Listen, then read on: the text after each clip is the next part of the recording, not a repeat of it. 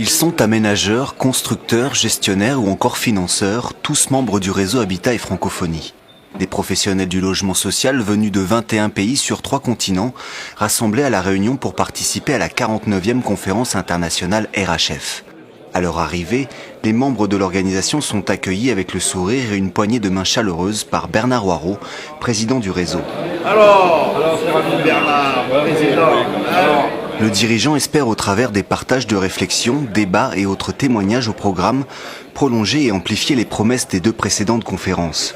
Objectif, porter des valeurs communes lors de la 3e conférence des Nations Unies sur le logement et le développement urbain durable à Quito en octobre, afin de défendre le droit au logement à l'échelle mondiale.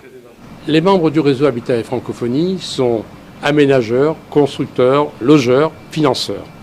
Ils défendent le postulat selon lequel le logement social ne peut être considéré comme une seule dépense. C'est un investissement. C'est un investissement avec des retombées très importantes en matière sociale, en matière sociétale, en matière de développement durable et en matière de développement économique. Les conférences du réseau enrichissent cette réflexion, enrichissent cette idée que nous défendons à travers le monde, dans les pays francophones, et que nous portons sur la scène internationale, notamment à l'ONU Habitat.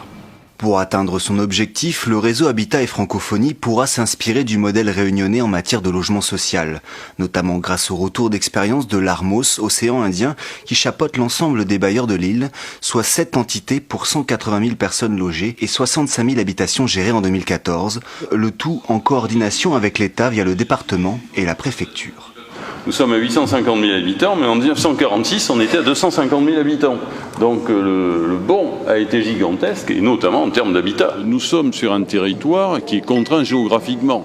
Nous sommes une île, bien sûr, mais en plus, nous sommes une île dont une grande partie est occupée par le volcan, par une zone naturelle à protéger, ce qui fait que l'espace utile est de 1000 km² à peu près. Il y a 15 ans, entre 1995 et 2000, on construisait plus de 4500 logements sociaux.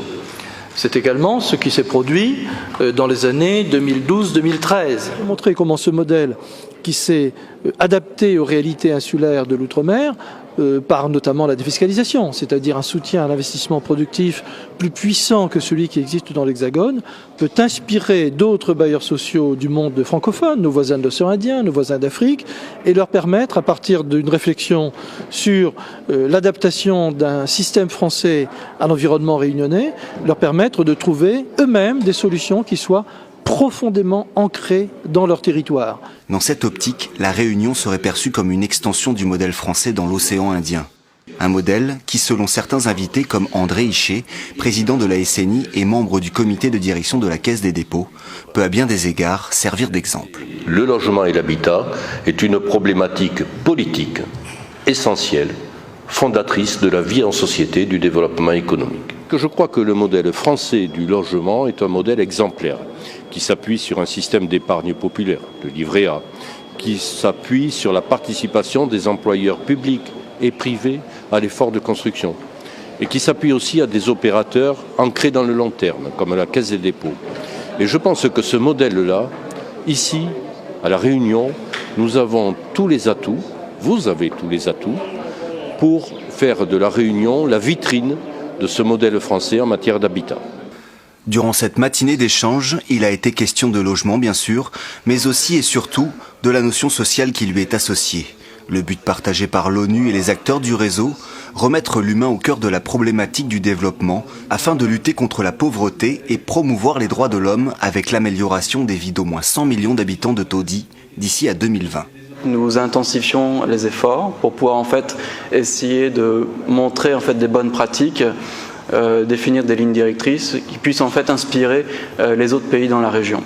C'est vraiment quelque chose qui est au cœur de notre travail. Quand on travaille sur les questions du logement, ce qui nous motive en fait, c'est pouvoir réaliser en fait le logement en tant que droit humain, le droit des personnes à avoir un logement convenable, donc avec l'accès aux services de base, avec la sécurité foncière, vivre en paix et sécurité dans leur maison.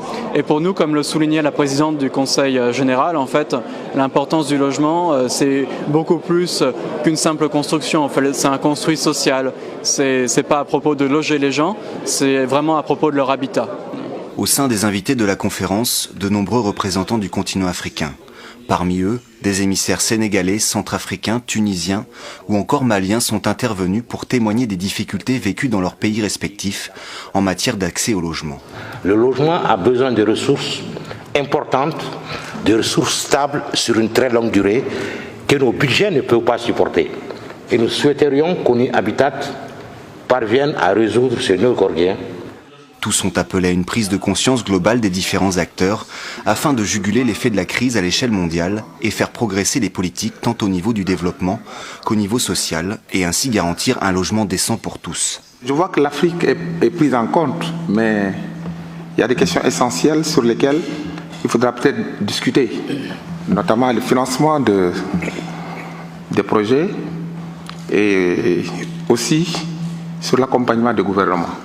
Le Sénégal, témoin d'importance, puisque membre du comité préparatoire de la conférence Habitat 3 des Nations Unies, cet événement de premier ordre, co-présidé par la France, aura lieu du 17 au 20 octobre prochain à Quito en Équateur, sur le thème du développement urbain durable en tant que solution d'avenir de l'urbanisation. Il aura pour but de lutter contre la pauvreté, les inégalités et d'identifier les nouveaux défis des 20 prochaines années, notamment au niveau citadin.